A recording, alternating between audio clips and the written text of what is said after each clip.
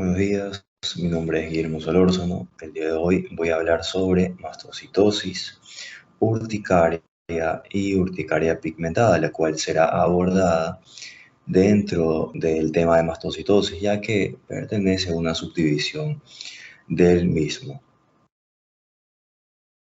La mastocitosis es una enfermedad caracterizada por la hiperplasia de mastocitos en uno o más de los órganos que voy a mencionar, que son el vaso, los ganglios linfáticos, la médula ósea, el tubo digestivo. Ahora, clínicamente, la enfermedad se puede acompañar de signos de activación constitutiva de los mastocitos como prurito, rubefacción, reacción urticariana, dolor abdominal, náuseas. Ahora, la mastocitosis se puede manifestar a cualquier edad y es ligeramente más frecuente en hombres que en mujeres. Con respecto a su etiología. Su etiología es en la mayor parte desconocida, pero en la mayoría de los casos son esporádicos y únicamente en raras ocasiones existen otros miembros de la familia afectados. Más frecuente en la raza blanca, la sintomatología sistémica que puede acompañar la mastocitosis se debe a que estos presentan una inmunoglobulina E unida a la membrana celular, que por una acción inmune a un estímulo antigénico específico o a diversos factores químicos no inmunológicos que tienen una propiedad degranuladora de los mastocitos, se da esta degranulación, lo que hace es liberar diferentes mediadores inflamatorios, como la histamina, la prostaglandina D. Ahora, en los adultos se asocia y la mayoría de las veces con una mutación somática del KIT, es un receptor de factor de células madre que promueve la proliferación de mastocitos. Es por eso que lo veremos más adelante como un método de diagnóstico. Las manifestaciones clínicas. Todas las categorías de mastocitosis comparten características clínicas causadas por exceso de producción de mediadores dependientes de mastocitos, aunque algunos aspectos patológicos pueden dominar en una categoría determinada, y los pacientes con mastocitosis no presentan infecciones bacterianas, micóticas ni virales recurrentes. Ahora, ¿cómo es que se presentan estos pacientes clínicamente? Primero con enrojecimiento facial y también presentan, como se puede ver en la imagen, el signo de Darrier, que esta es una formación de un eritema alrededor de la lesión después de haberla estimulado, ya sea rascándola o rozándola levemente, y esta se debe dar entre los 2 a 5 primeros minutos en los que se realizó ya sea el rascado o rozado levemente de la lesión. Otras características son la formación de las ronchas, que vendría a ser el signo de Darrier, y tenemos prurito, cefalea y palpitaciones. Ahora, de una forma más severa, los pacientes pueden presentar también diarrea, disnea, taquicardia, sibilancia, cefalea, síncope, pero esto ya es cuando involucra a nivel sistémico. Aquí tenemos la clasificación de la mastocitosis según la Organización Mundial de la Salud.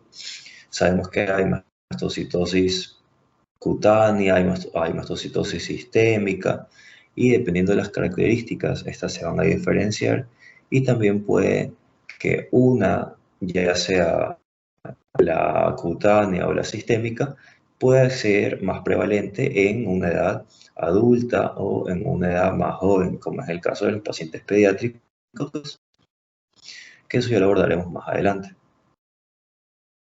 El caso de aquí, tenemos una mastocitosis cutánea difusa en el paciente. Aquí tenemos un mastocito solitario, que este vendría a ser un nódulo amarronado, y importante es que cuando se traumatizan pueden provocar síntomas sistémicos como rubefacción e hipotensión. Generalmente estos aparecen antes de los 6 meses de vida y es infrecuente que haya lesiones cutáneas ulteriores más de 2 meses después de la lesión inicial. Ahora, aquí tenemos un caso de urticaria pigmentosa. La urticaria pigmentosa es la manifestación dermatológica más común en la enfermedad cutánea, tanto en los adultos como en los niños. Pero el tamaño y número de lesiones son más variables en los niños con mastocitosis cutánea y suelen ser más uniformes en los adultos. Esas son las diferencias en las que hablaba cuando estaba hablando de la clasificación. Aquí se observan lesiones de urticaria pigmentaria. Importante es que en más del 90% de los pacientes con mastocitosis sistémica silenciosa se observan estas lesiones y en menos de un 50% de aquellos con mastocitosis sistémica grave. Las lesiones son de este color amarillento, café o un rojizo marrón o café también. Las pápulas son algo sobrelevadas y se encuentran dispersas por el cuerpo. En general, estas comprometen menos las zonas expuestas al sol y también suelen respetar en la mayoría de los casos las plantas de las manos y las palmas, las plantas de los pies y las palmas de las manos, al igual que también respetan la cara y el cuero cabelludo. Ahora, las complicaciones que puede tener esta enfermedad es que la enfermedad extracutánea es bastante rara durante la infancia, eso es importante, y el compromiso gastrointestinal es la mayor manifestación extracutánea que es. La hipersecreción gástrica es causada por un aumento de la histamina plasmática, con la consiguiente gastritis y enfermedad ulcerosa péptica. Este es el problema más frecuente tanto en niños como en adultos. Sin embargo, también son frecuentes la diarrea, el dolor abdominal, la malabsorción y esta malabsorción se limita al subgrupo de pacientes con una enfermedad más avanzada. En niños y adultos con una mastocitosis sistémica silenciosa, la hepatopatía grave es relativamente infrecuente. Las manifestaciones graves de compromiso hepático y esplénico, incluidas la hipertensión portal y ascitis asociadas con fibrosis hepática, son más comunes en casos de mastocitosis sistémica agresiva o de la variante asociada con enfermedad hematológica clonal no mastocítica. Alrededor de la mitad de los pacientes con mastocitosis y evidencia de enfermedad sistémica presentan compromiso esplénico. Ahora, del 19 al 28% de los pacientes refieren dolor musculoesquelético. En casos de enfermedad grave o avanzada se pueden producir fracturas patológicas y se han informado anormalidades neuropsiquiátricas, las cuales pueden ser disminución de la atención, alteraciones de la memoria, cefalea y puede aparecer una depresión secundaria a una enfermedad crónica o medida por productos de los mastocitos. Sin embargo, no hay ninguna enfermedad psicopatológica específica en los niños con mastocitos. Con respecto al diagnóstico, se observa numerosos mastocitos en la dermis con citoplasma intensamente eosinófilo y un núcleo pequeño, hipercromático. Claro que cuando hablamos de esto estamos hablando de una biopsia, la cual también va a contener los metacrómicos, los cuales se van a teñir con Giemsa o azul de toludina. La epidermis presenta un aspecto normal, aunque con aumento de la melanización. Y también podemos realizar un examen de orina en el que vamos a encontrar niveles de histamina anormales. Ahora, lo que mencionaba antes sobre el kit lo vamos a tocar ahora porque vamos a hacer un análisis mutacional del kit en sangre periférica. Este se realiza ahora de forma rutinaria en algunos centros específicos y está disponible a través de un número limitado de laboratorios comerciales. Entonces no se realiza en todas partes del mundo. Sin embargo, si lo tenemos disponible, deberíamos usarlo.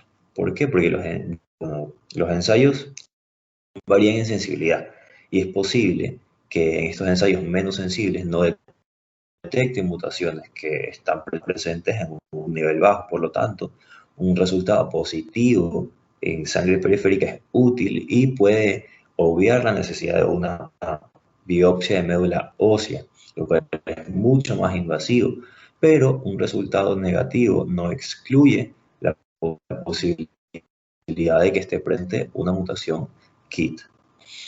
El tratamiento, vamos a usar antihistamínicos y tanto los antihistamínicos H1 como los H2 son útiles en el tratamiento de la mastocitosis cutánea. Los antihistamínicos H1 se administran para prevenir el enrojecimiento,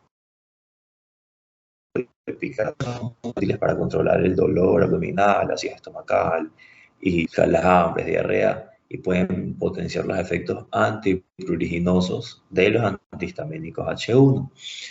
Ahora, los antihistamínicos H1 vamos a utilizar cetiricina, fexofenadina, todos los antihistamínicos que vemos en la pantalla, y es importante tener en cuenta que las dosis que se encuentran ahí son dosificaciones para adultos. Ahora, los antihistamínicos H2, si bueno, la famotidina específicamente, puede usarse en niños en dosis apropiadas para la edad y el peso. Entonces habría que hacer el cálculo para poder dosificar a los niños. Ahora vamos a hablar de urticaria, propiamente dicho. ¿Qué son las urticarias? Es la presencia de estos jabones rojizos, elevados, de contornos geográficos con un halo eritematoso, como bien se puede observar en la imagen del lado derecho. Generalmente estos son evanescentes y cambiantes, a menudo pruriginosos, que aparecen en la superficie de la piel y usualmente son producto de una reacción alérgica a algún medicamento o algún alimento en especial. ¿Cuál es la etiología? Primero, que es la liberación de histamina, y esto puede ser por infecciones virales y bacterianas. La urticaria aguda puede desarrollarse durante o después de una infección viral o bacteriana, especialmente en los niños. Las infecciones están asociadas con más del 80% de los casos de urticaria aguda en algunas investigaciones pediátricas. Esta urticaria aguda, refractaria a los antihistamínicos, podría ser causada por un micoplasma pneumoniae en los niños. Sin embargo, responde a la acitromicina. Entonces, si sabemos que es causada por un micoplasma pneumoniae y al usar antihistamínicos no responde, va a responder a la administración de acitromicina. La urticaria aguda puede ocurrir también en la fase preictérica de la infección por hepatitis A o B y con menor frecuencia con hepatitis C. Y esta urticaria puede ser una manifestación inicial de la infección por otro virus que también conocemos, que es el virus de la inmunodeficiencia humana. Ahora, puede ser causado también por infecciones parasitarias. Las infecciones parasitarias generalmente causan una urticaria aguda y autolimitada en asociación con una eosinofilia prominente. Por reacciones alérgicas mediadas por IgE, también es parte de las causas. Estas reacciones alérgicas inmediatas, mediadas por inmunoglobulina E, a menudo implican urticaria. Las urticarias que son causadas por una reacción alérgica generalmente ocurren entre minutos y 2 horas después de la exposición al alergeno culpable, y estas causas incluyen medicamentos, alimentos, aditivos alimentarios, picaduras, mordeduras de insectos. Entre las causas de medicamentos, los antibióticos más frecuentemente implicados en causar urticaria mediada por IgE incluyen a los beta-lactámicos, que son las penicilinas, las cefalosporinas. Mientras que, hablando de picaduras de insectos, los insectos que pueden causar verdaderas lesiones urticarias como parte de una reacción alérgica van a ser la Hymenoptera y el Triatoma. Ahora, ¿cómo está clasificada la urticaria? En primer lugar, tenemos que se clasifica en aguda y en física. La aguda aparece cuando se ingiere el alergeno, ya pueda ser el fármaco, el alimento o alguna infección, mientras que la clasificación en parte física va a ser caracterizada por dermografismo. ¿Qué es el dermografismo? En la urticaria del paciente, en la lesión, lo que vamos a hacer puede ser con la tapa de una pluma, podríamos tratar de escribir eh, cualquier cosa, y si es que se logra escribir, es dermografismo. Entonces eso es característico de una urticaria física. Ahora, regresando a la aguda, con respecto a los alimentos, puede ser por pescado, por nueces. Es muy común que un paciente sea alérgico a las nueces o al maní y presente como parte de la reacción alérgica urticaria. Por infección puede ser por sepsis focal, por ser una causa viral, por cándida, por tos, etc. Ahora, el diagnóstico. ¿Cómo hacemos el diagnóstico de la urticaria? En este caso, no es necesario tanto análisis sanguíneo. ¿Por qué? Porque la mayoría de casos de urticaria son resueltos mediante la historia clínica, mediante la anamnesis. Entonces hay ciertas cosas que debemos investigar para saber si es que es una urticaria y saber la causa. Sin embargo, hay una excepción. En la primera imagen vemos una urticaria vasculítica y esta podemos utilizar un hemograma en el que muestre la velocidad de sedimentación globular, que en caso de estar elevada nos lleva a pensar en una urticaria vasculítica. Entonces ya mediante el examen físico, la inspección, podemos sospechar que es una urticaria vasculítica y mediante el hemograma podríamos estar confirmándolo.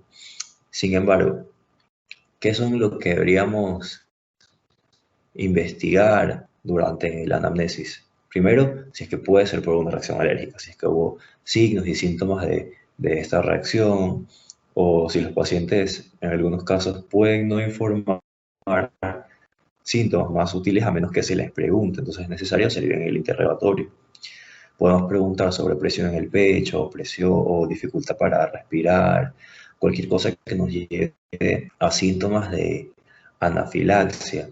Otra cosa muy común es que sean causadas por AINES. Entonces debemos preguntar si es que esto ya les ha pasado antes y con qué, y podríamos tal vez asociarlo a AINES. Otra causa medicamentosa, como saber preguntarle bien al paciente, es preguntándole si está tomando un medicamento nuevo y si es la primera vez que lo tomaba. Y si a partir de eso sucedió la urticaria, ya sabemos que es, o podemos sospechar de que es causa medicamentosa y por el medicamento que nos esté mencionando. El tratamiento es sencillo. Vamos a utilizar antihistamínicos H1 de segunda generación. Estos se recomiendan como terapia de primera línea según las pautas publicadas por paneles de expertos en alergias y dermatología. Estos medicamentos son mínimamente sedantes y están esencialmente libres de los efectos anticolinérgicos que pueden complicar el uso de agentes de primera generación. Estos tienen pocas interacciones significativas entre medicamentos y requieren una dosificación menos frecuente en comparación con los agentes de primera generación. Y son los que podemos ver en la diapositiva, que son la cetiricina. Vamos a darla 10 miligramos por día, la loratadina 5 miligramos por día, y finalmente la fenadina vamos a darla a 180 miligramos por día.